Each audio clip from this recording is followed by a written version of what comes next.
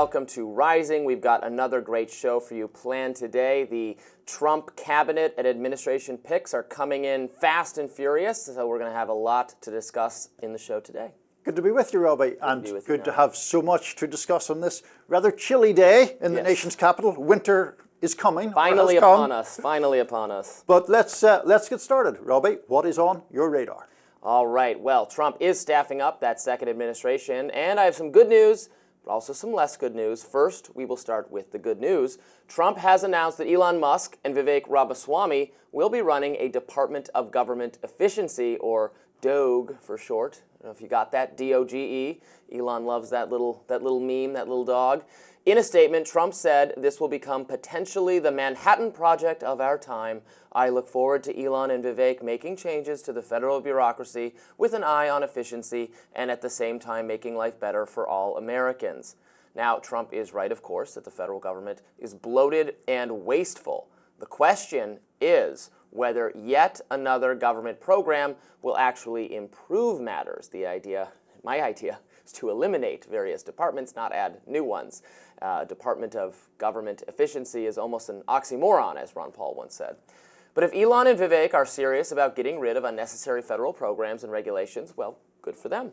By adding Elon and Vivek to his administration, Trump has chosen two people who are committed to the America First agenda in terms of domestic policy. These are solid choices. Now for the less good news. Trump's rumored choice for Secretary of State has baffled many of his allies and supporters who hoped that this time, finally, they would be getting an America First foreign policy in which the U.S. did not needlessly involve itself in world affairs, and in particular, military entanglements. Unfortunately, Trump's choice appears to be Florida Senator Marco Rubio, an ardent neoconservative who has supported every single disastrous foreign intervention undertaken by the Bush administration, the Obama administration, and even the Biden administration. Trump initially seemed to understand that the people backing him this time do not want a return to the Republican Party of old. That's why he smartly announced that Nikki Haley and Mike Pompeo, two Bush-style neoconservatives, would not play a role in the administration. This delighted Trump's non-interventionist, national conservative, and libertarian fans. Marco Rubio, however, represents a return to form, and an insincere one at that. The truth is that Marco Rubio, while being committed to a hawkish interventionist foreign policy, has experimented with just about every form of conservatism there is. He was vehemently against Trump, calling him a con artist and the, quote, most vulgar person to ever aspire to the presidency, but now he's for Trump. Okay, well, he's in good company there. Basically, every Republican has made that pivot. He's also completely changed his position on immigration. He formerly supported a pathway to citizenship. Now he doesn't. In 2016, Rubio knew that tariffs were bad policy and that they would hurt us just as much as they would hurt China. Today, of course, he wants to expand tariffs. So what does Marco Rubio really believe in? I'm not sure anyone knows for sure. But the only category of policy views he holds and has never flipped on is foreign policy, where he is reflexively hawkish. As former Representative Ron Paul, a non-interventionist libertarian, put it on X, yesterday was a bad day for those who endorse America First in our foreign policy, with reported Trump appointments of neocons like Elise Stefanik, Mike Waltz, and Marco Rubio to be Secretary of State. Many who hoped that Trump 2.0 would be different than Trump 1.0 are feeling dejected and betrayed. Is there any hope left? Now, I give Ron Paul a tremendous amount of credit for continuously calling out the neoconservatives. His son, Senator Rand Paul, also had Rubio's number all the way back in 2015 when he pointed out that Marco Rubio and Hillary Clinton were indistinguishable on foreign policy. Let's watch Paul on CNN back then. How do you view Hillary Clinton in terms of her foreign policy views? I see her as a neoconservative. I see her I see her and Rubio as being the same person. They both want a no-fly zone. They both have supported activity in Libya, the war in Libya that toppled Gaddafi, an intervention that made us less safe. They both have supported pouring arms into the Syrian civil war, a mistake that I think allowed ISIS to grow stronger. And they both have supported the Iraq war. So, I mean, what's the difference? So Hillary Clinton and Marco Rubio are the same person. How do you define a neoconservative? Somebody a lot of times who believes in big government, both domestically and internationally. And so many of the big neoconservatives came out of a movement. They were Democrats mostly. They were some Marxists and socialists, but they were people who ultimately came to believe that we needed a big government involved internationally as well. So a neoconservative often is a big government person for domestic policy and a big government person for internationalism. And I think actually Hillary Clinton fits the bill probably better than any, but I think she's also the most likely of all the candidates to get us back involved in another war in the Middle East. Should Donald Trump pick for his Secretary of State a Republican who is functionally the equivalent of Hillary Clinton? Of course not. Voters could not have been more clear that they want the opposite of that. They want a break from more than 2 decades of pointless, costly intervention in the Middle East. They want to de-escalate tensions with Russia and with China. They want the federal government to avoid starting new wars or involving itself in regime change. In fact, the power to declare war properly belongs with Congress rather than the president. Does Marco Rubio understand that? So I have a different candidate in mind. Now, if you watched my interview with Libertarian Party Chair Angela McArdle yesterday on Rising, you'll recall she says that in exchange for Libertarian support, Trump promised to appoint a Libertarian to his administration.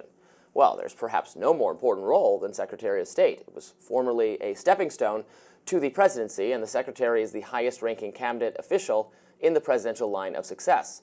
So Trump could make good on his promise and reassure voters of his commitment to enact America First by choosing Senator Rand Paul for the position. Just my friendly suggestion. So we're going to be talking about a lot of the other cabinet appointments later on the show in a minute. So let's just stick with the Rubio, Elon, Vivek. I like Elon, Vivek. Again, I don't know that this is the perfect role for them because a department to get rid of unnecessary government departments. Maybe it has to start with itself. I thought that would warm your libertarian heart. It does warm it. It warms it on principle.